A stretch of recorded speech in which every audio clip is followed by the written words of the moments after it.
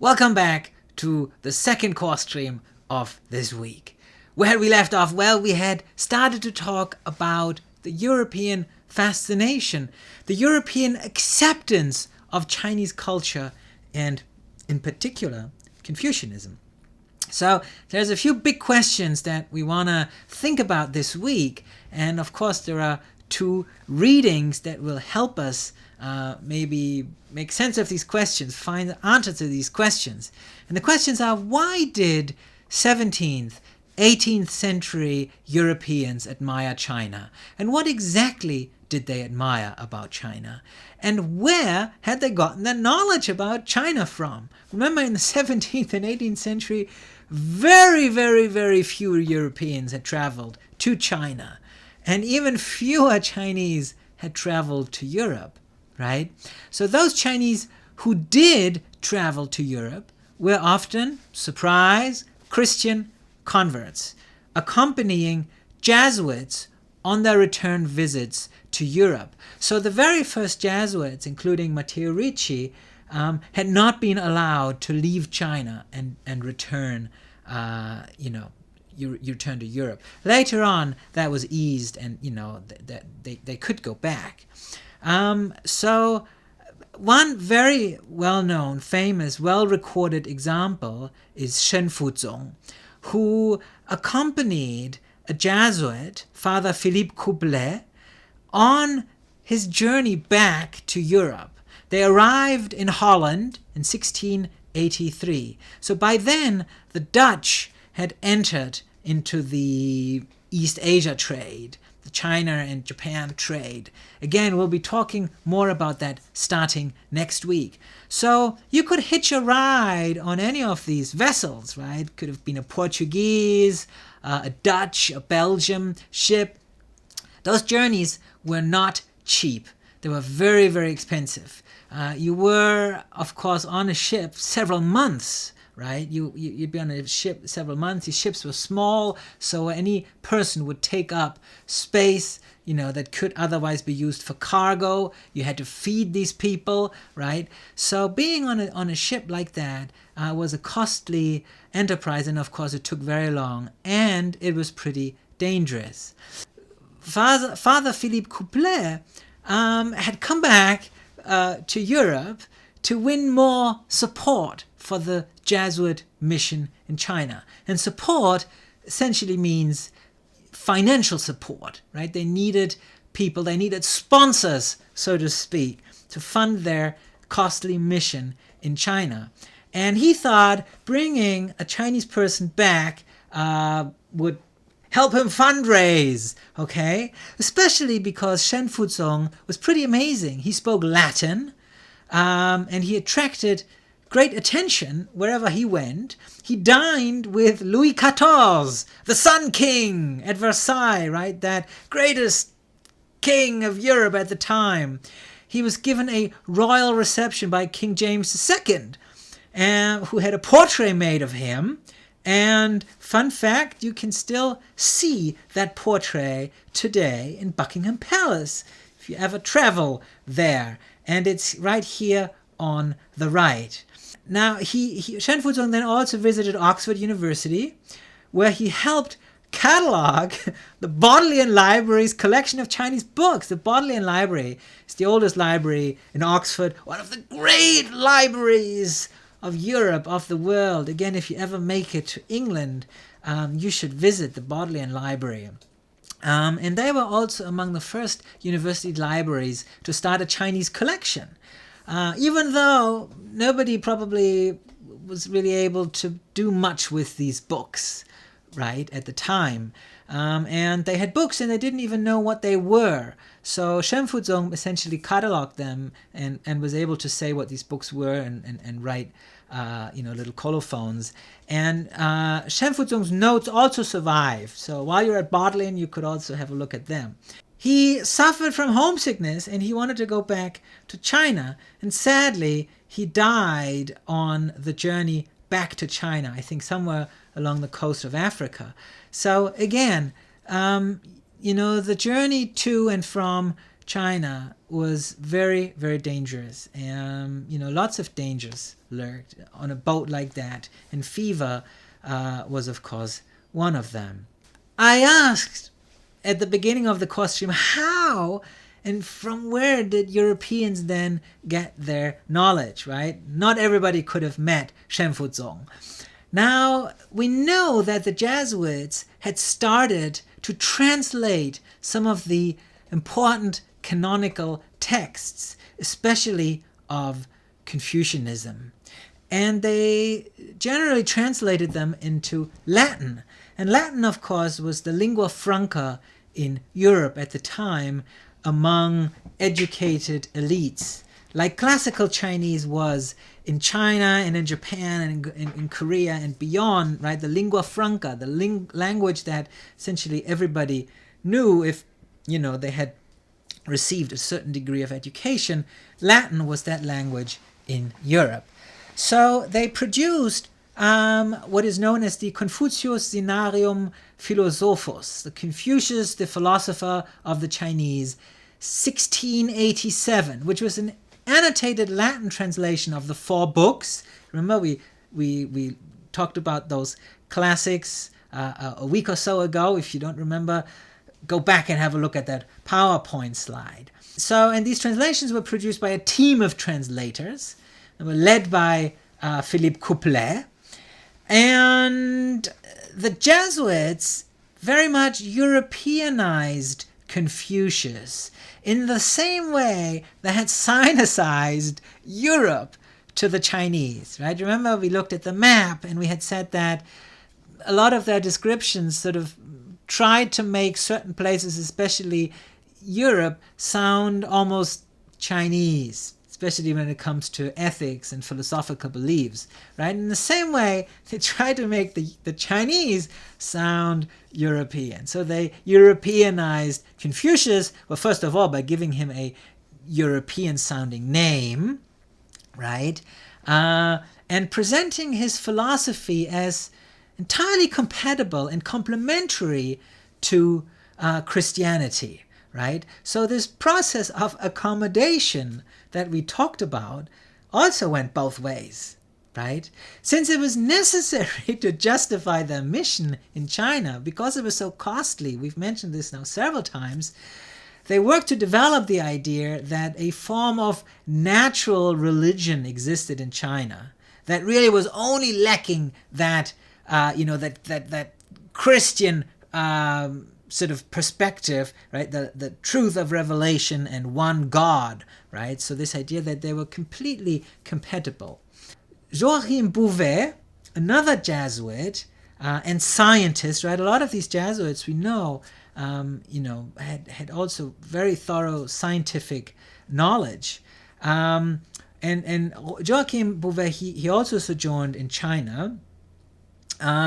He had actually been sponsored directly by Louis XIV, the Sun King, and he became a confidant of the Kangxi Emperor, one of the Qing dynasty emperors. And Bouvet then continued this translation project, and he was interested in even older Confucian texts, the 5 classics, the Book of Rites, the Book of Odes, Book of Documents, A Record of Rites, Spring and Autumn Annals, Book of Changes. Again, we talked about them a couple of weeks ago.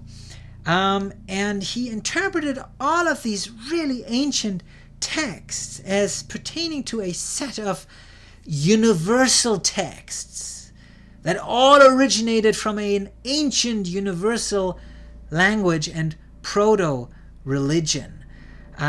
So this idea that, ultimately we have a lot more in common with the Chinese. We these 2 great civilizations have a lot more in common because ultimately we all originate from the same or very similar set of texts. And these ideas that Joachim Bouvet sort of propagated in his writing were very, very, very influential on a number of European philosophers. And the most important of them was Leibniz. Maybe if you've taken philosophy classes here at San Francisco State, or maybe even at your high school, you might have heard of Gottfried Wilhelm Leibniz, 1646, 1716. Here is an Instagram image of him. No, that's, of course, an etching. And Leibniz was one of the most important thinkers of the European Enlightenment. The Enlightenment, I'm sure you've heard about it in some context, right? A movement that started in the 17th century in Europe, in England and France, and that emphasized ideas about the sovereignty of reason, right? Enlightenment was all about reason and advanced ideals such as liberty, progress, constitutional government, separation of church and state. How do you think the Pope thought about that? Now, Enlightenment thinkers upheld the belief that all humans are at all times and in all places fundamentally the same in nature, and that differences between them that have arisen over time are really only superficial.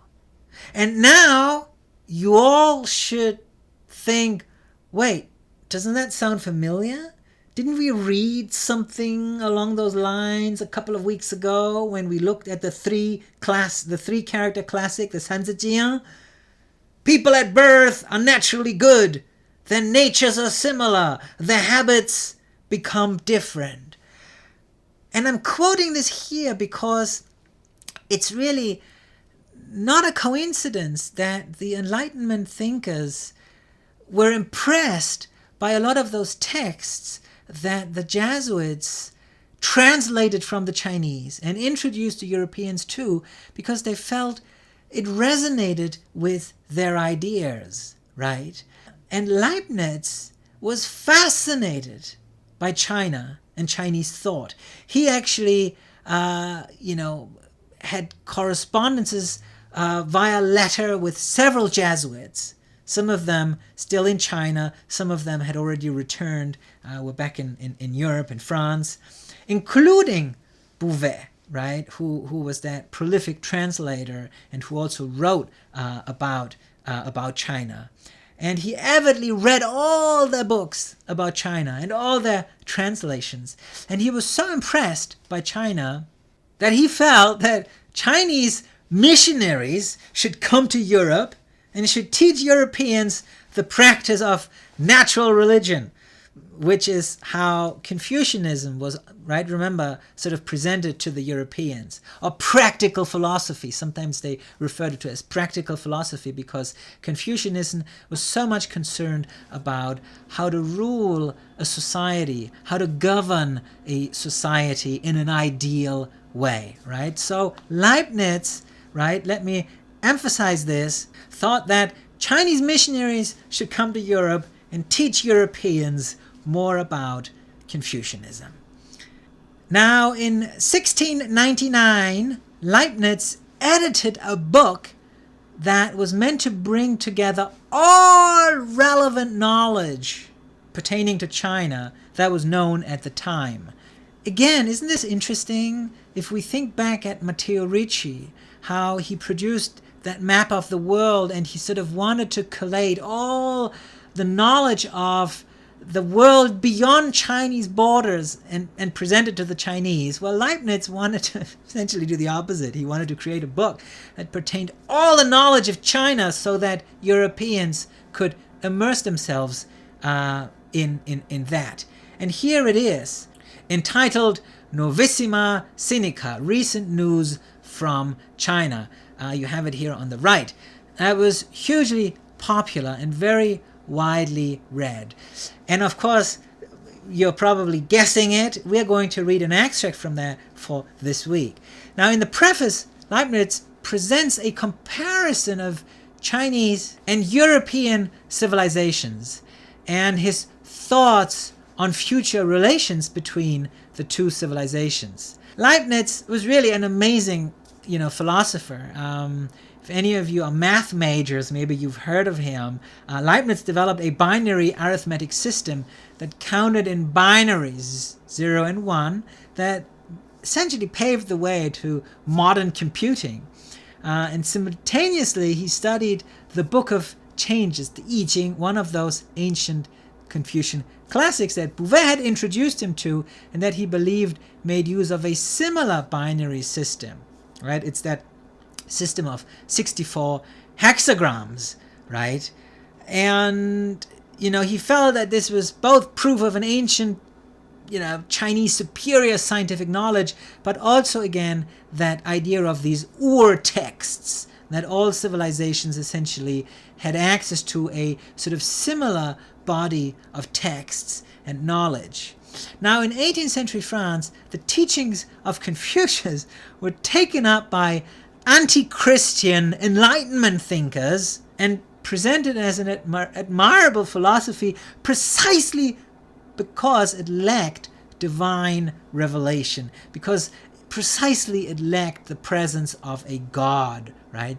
Now, the deism, or, their incredibly elevated role in society of the Chinese emperors and their benevolent despotism, right, of these Chinese rulers, seemed admirable to Enlightenment thinkers who were promoting sort of a similar system in Europe, right, where you did no longer have the supremacy of the church and where, rulers were enlightened and ruled sort of, based on ethics and reasonable policies devised by reason for the good of the people. And I'm quoting here from another chapter by Mungello that is going to be the other text for this week. Okay, and that brings me to our assignment for this week. So we're going to look at these two texts, one by Leibniz and another chapter by Mungello, yeah? And I want you to write a 500-word response that responds to the following prompt. To what degree did the work of Jesuits like Matteo Ricci or Joachim Bouvet impact the way Europeans thought about China? And which other people or factors shaped the image of China in 17th century Europe? So, this of course brings us back to this question. What is China? What did China mean to the West? And right at this point, we're still really mostly concerned with Europe, right? How did the Europeans imagine China? How did they come to imagine it? And what did the term China mean in their imagination? In your answer, you must critically engage with the chapter by Mungello called European Acceptance of Chinese Culture and Confucianism. And I'd like to see at least 2 citations from the text in your response. And with the writing by Gottfried Wilhelm Leibniz, the preface to his Novissima Sinica. And again, 2 citations would be nice.